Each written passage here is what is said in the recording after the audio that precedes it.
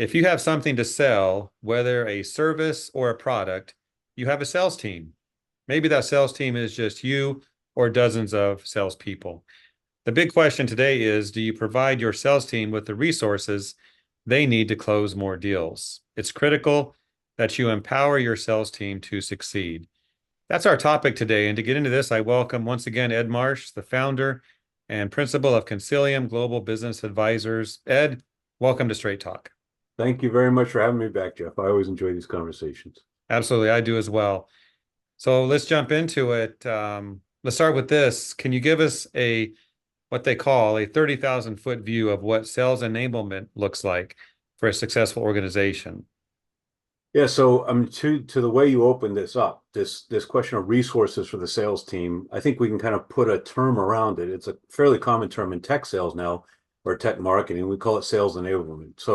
So what does that mean? What does it look like? Well, let's back up to the fact that sales has gotten really hard. It's not like it used to be. It's gotten hard, and statistics tell us that. I mean, buyers now are 70% of the way through their buying journey before they want to talk to a rep. It's harder to get to the table. It's harder to have meetings.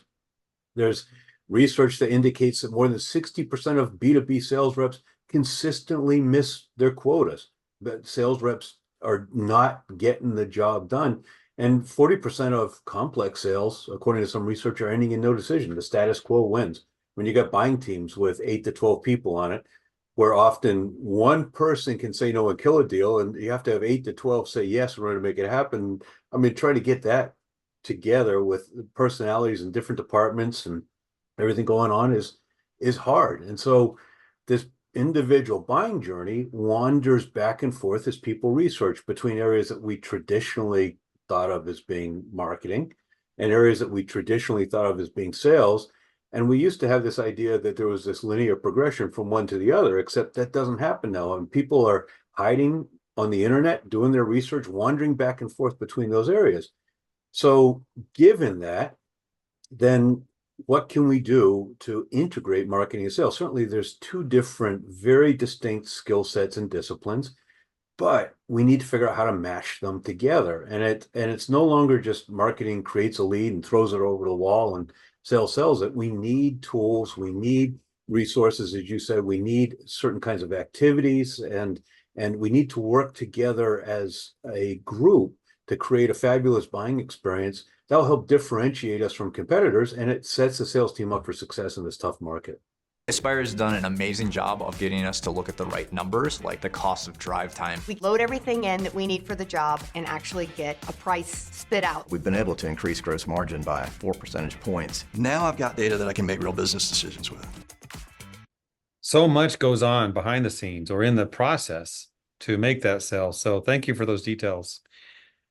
What are some of the key components of all this? Content, training, tech, to supply your team with what they need? Well, of course, I mean, I love talking to you because you are such an inspirational content example. And obviously content's a big piece of it. But before we even get into any of those tactics or components, let's kind of zoom out back to 30,000 feet, if you will, and let's acknowledge the fact that this is fundamentally a cultural mindset change. This idea of integrating sales and marketing, of working together to create tools, create awareness, develop the insights that are necessary in order for sales to be successful. So management has to drive it, and they have to continuously reinforce it. It's got to be a very carefully managed cultural change. But let's look at some specific examples. If we think of that buying team, typically it's 8 to 12 people. That means there's going to be somebody from finance, there's going to be somebody from operations, there'll be somebody from purchasing, and there'll be a variety of other folks. Each of them look at the decision very differently. As individuals, they've got their quirks and personalities, and by department, they've got different priorities. And in fact, if they're participating in a decision about a purchase for one department, that may be taking money away from their own department. So they may be torn about doing this. We need to be able to reach each of those people, particularly with the right kind of information that pertains to their concerns.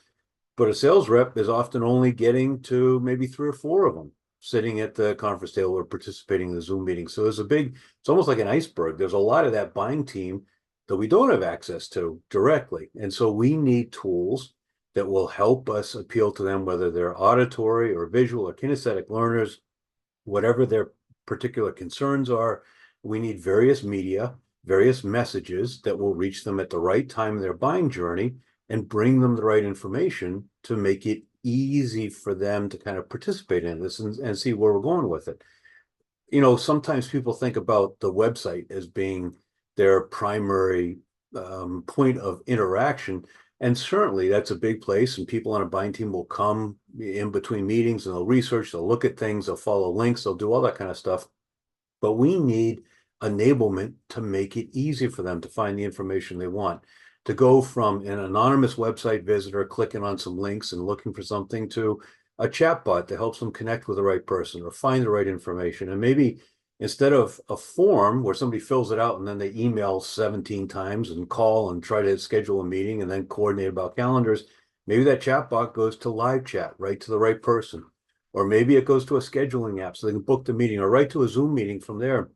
And that's an example of enabling sales to be successful, cutting out some of the waste and kind of frustration in the middle, and connect them directly to a meeting. Another example we talked about the last time we chatted is intent data. Intent data is really, really powerful, but to be successful with it, the marketing team has to understand it well. They have to package it well. They have to break it down in ways that's accessible to sales. They have to explain it really well to sales leadership. And then sales management has to coach the reps continuously on how to find it, how to interpret it, how to incorporate it into their outreach. So those are some examples of some of the kind of granular pieces that fit into the sales enablement rubric. Okay. So some of our viewers sell products. Some of them sell services, and there's some other things in between. Does all this fit both models, selling services or products, or is there a difference? So, of course, there's some differences and there's some similarities. I would say what all of them are selling is outcomes, whether it's by a product or by a service, they're selling an outcome. And so then really I would break it down. Is it a simple outcome? Do they make sure they've got the copier paper, or, you know, to try to speak in the language of your industry, maybe it's just the brand of urinal cakes that they're using or something like that? Or is it complex? Is it something like a 3-year cleaning contract? Or maybe the idea of, when I was at the ISSA show last November, the thing jumped out at me was all the scents.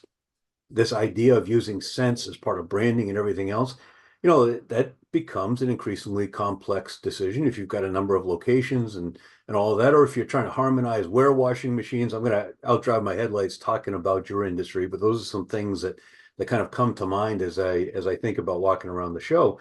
So the research that goes into that kind of process and the buying team for those complex decisions it's going to involve more people, and there's more hesitancy, there's more personalities and all that. So we have to make sure that we incorporate the enablement to do it. Now, at the same time, some people may be saying, yeah, but I've seen research now that companies will do 6-figure purchases using e-commerce.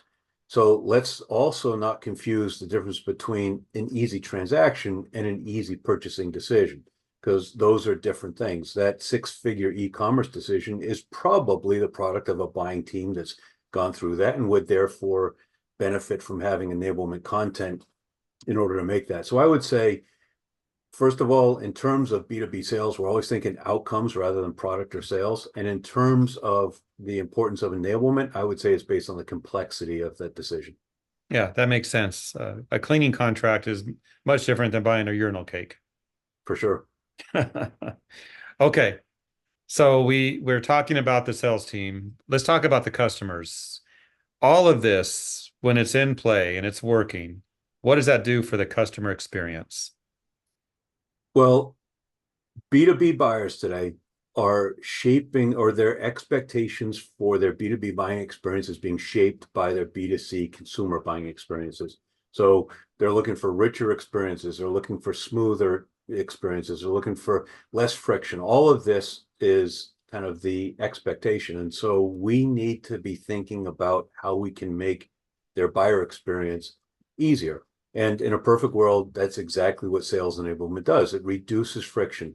It allows the sales team or customer service, if it's an existing customer, to really be providing the right insights, the right information in the right format at the right time for the right person, the member of that buying team, wherever they are in their buying journey, to help them understand better the problem they've got, understand their options to solve it, and eliminate the frustrations that happen in trying to access information, being afraid of reaching out to sales because they're going to get bashed over the head, 17 times over the next 3 days. Are you ready to buy, or whatever the case may be?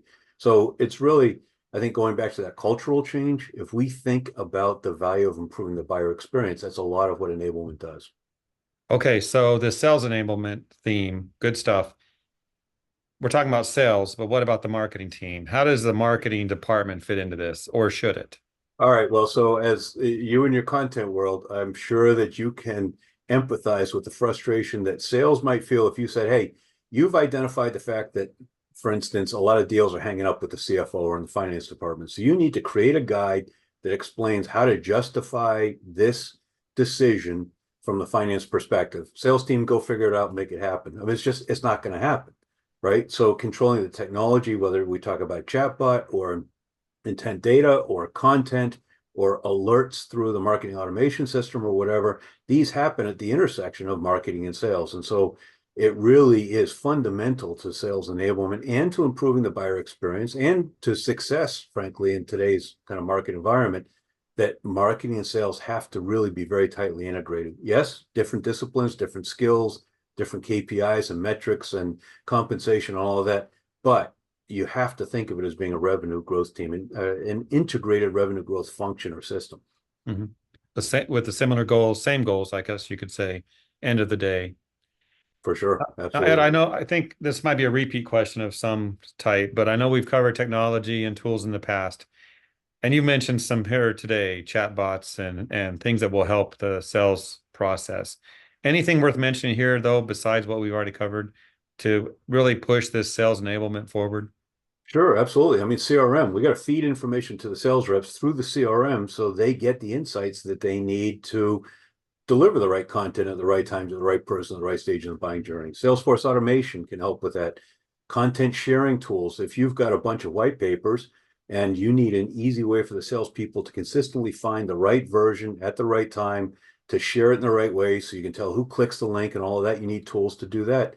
You need sales video tools and alerts for your website for prospects or pending deal visitors that come back or click an email or read an email, engage with some content that you shared with them. You need database tools that help the sales team build out the buying team. If you get a lead for one person from the company, who are the other 9 or 11 people that are likely on that buying team? Those are all examples of technology. And again, in many cases, marketing controls the technology. And so that's part of the reason why it's so important that you have this tight integration. You almost need like a tool manager on staff. All these tech tools, all these programs. Yeah, for sure. And the flip side is there's so many shiny gadgets that it's really easy for fairly expensive bloat to develop, where you sign up for this subscription or that subscription, and before you know it, if nobody's really watching at a high level what's going on with all of it, you've got a lot of stuff that doesn't get used very much and costs a lot of money. Sounds like my streaming TV services. Time to cut the cord, I guess. Well, yeah, we get them all for sure, and don't use most of them. Ed, thank you for this, but any parting thoughts you'd like to share to wrap it up? Yeah, I mean, I think the takeaway would be if I'm a senior executive at a company listening to this, I'm saying, geez, we've got a hard enough time taking our old brochures and converting them to PDFs. And now you're talking about we need video for each member of the 11-person buying team, for each stage in the buying journey, and each problem they're worried about. How are we ever going to get this done? We can't forget about it. Let's just not do it. Let's keep doing the things the way we're doing it. I understand. I hear you. But think of it as a journey. You don't have to get to perfect on day one. You have to identify what the biggest problem is. Where is the sales process breaking down? Where are you losing deals? Is it because finance is shutting them down? Or does a competitor win consistently because they've got great reviews or testimonials? Or do you create a lot of leads that just never convert into meetings? Figure out where the highest priority, biggest opportunity is and work on fixing that. And then go to the next one and the next one. It's a continuous improvement sort of a mindset. And I think that you'll very quickly start to see results. There's a lot of low-hanging fruit there. And eventually, if you want to carry it all the way through, you can develop a very sophisticated and quite complex sales enablement program, but you start with a mindset and start fixing pieces one at a time.